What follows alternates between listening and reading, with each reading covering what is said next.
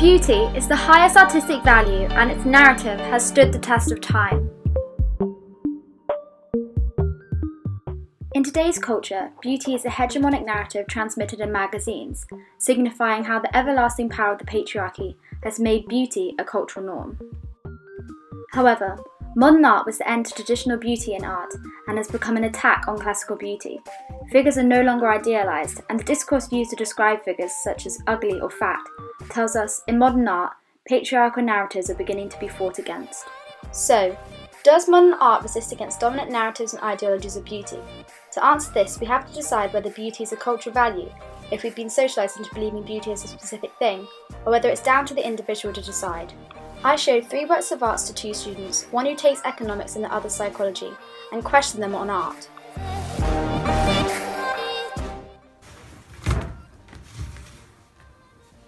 is correct.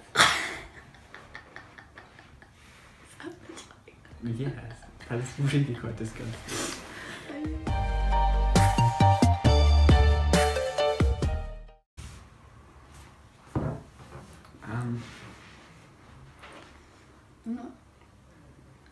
I don't really know what to say. I don't think it's ugly. I don't think it's ugly, but I don't think it's beautiful. Agree.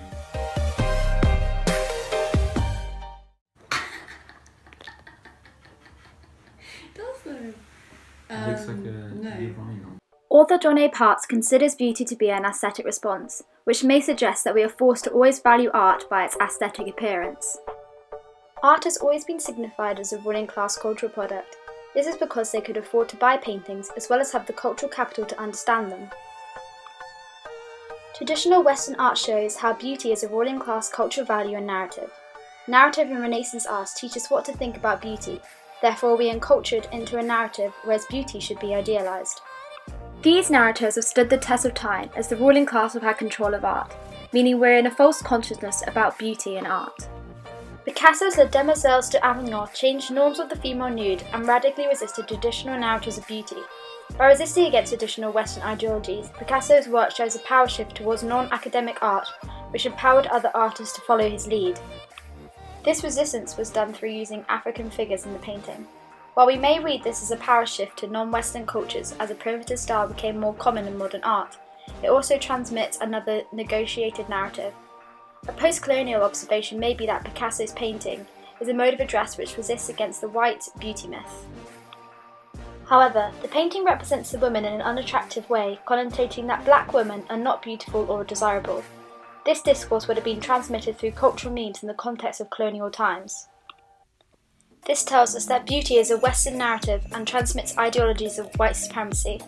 This is still a dominant narrative today, as black women are symbolically annihilated in beauty magazines.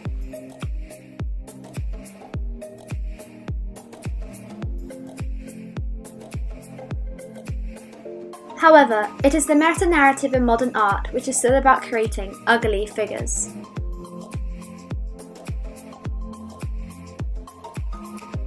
We may read modern art as a culture of resistance by challenging the high value of beauty in art, and it is this resistance in modern art which can help resist against the idealisation we usually get in magazines. By challenging beauty in art, we can also begin to resist patriarchal ideals of beauty in magazines, such as tall, slim, toned body or natural looking. The long-lasting modernist age highlights how in contemporary culture we now want a mode of address where beauty is not gate-kept. Does this mean that as a culture we have become less obsessed with beauty? It seems that modern art is responding to an audience needs where we want to see an ugly truth of culture which modern art represents. From Picasso to contemporary culture, modern art has changed and satisfied consumer needs. Jenny Saville's figures directly juxtapose beauty from traditional art and magazines by challenging patriarchal narratives of beauty. This creates a clash of narratives because both Jenny's work and traditional art are exhibited in museums, signifying that modern art has the same value and power. It also creates a mode of address where we no longer have to believe art is beautiful. Jenny has also used female figures to challenge patriarchal narratives on beauty, such as the male gaze. The male gaze is an orthodox feminist concept where they believe that women are placed into objectified roles and are represented through the value of men, making women a product of patriarchal ideologies.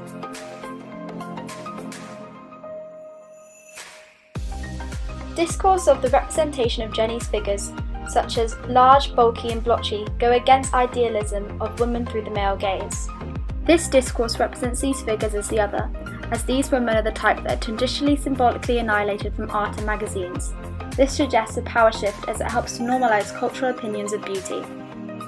But to what extent is this really a power shift? It seems that the easiest way for women to get into a museum these days is to feature in a nude painting. The Guerrilla Girls, who are devoted to fighting ideologies of sexism and racism within the art world, highlights the ideological state apparatus of the white, male, ruling class and their narrative of beauty. The Guerrilla Girls demonstrate a power shift by creating a clash of narratives where beauty can be challenged through campaigns, which are transmitted and shared globally through peer-to-peer communication. A liberal feminist would state that the Guerrilla Girls demonstrate a power shift in society as they challenge narratives which have stood the test of time, such as the male gaze. The challenge to beauty in art blurs cultural boundaries between women and the patriarchy. This cultural implosion can empower other female artists, as a lack of beauty shown in modern art teaches them to resist.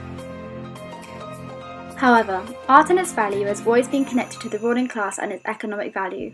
Art is still a commercial culture and its purpose is to be sold, even if the meta-narrative is about beauty. Jenny Saville's work was bought for £6 million, which suggests that beauty is no longer considered as valuable. As art is a cultural product, it responds to consumer needs. This tells us that consumer sovereignty has changed the way in which art is being made because as a culture, we perhaps have become less obsessed with beauty. Duchamp is a famous artist in the avant-garde and is a member of the Dada and Surrealist group.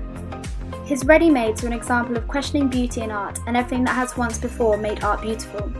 Fountain represents a post-narrative age as there is no defining narrative or figurative representation which we usually associate being in art. Duchamp does not only reject beauty, but the traditional linear narratives which were able to transmit ideologies and ideals of beauty. Duchamp is an individual and suggests a postmodern society as his art does not respond to dominant ideologies and narratives of beauty.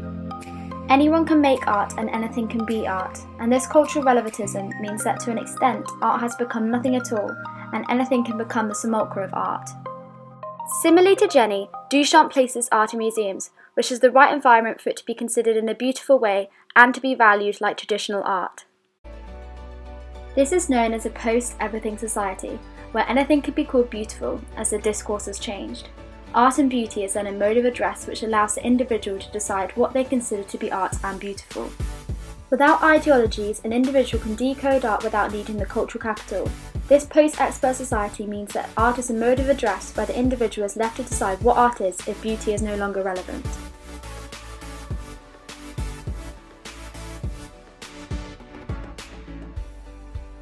In conclusion, each artist demonstrates that between the 19th century to today, beauty has been challenged. However, while traditional art is being resisted against, there is still a consumer demand to view this art, suggesting that our culture is still attached, and always will be, to beauty.